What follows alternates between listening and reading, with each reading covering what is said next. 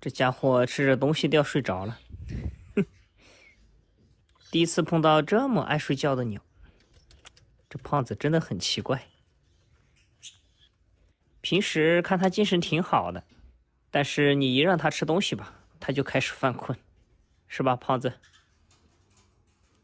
可能是经常让他在我手上躺着睡的原因，现在他睡觉不躺在我手上好像还不习惯了，而且还要给他摸头，不然他还睡不着。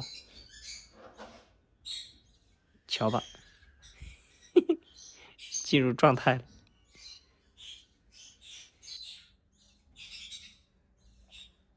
像他这个样子是整个身体都放松的，有时候你不把他握紧了，他还会从你手里滑下去。也没什么才艺，就给大家表演一下。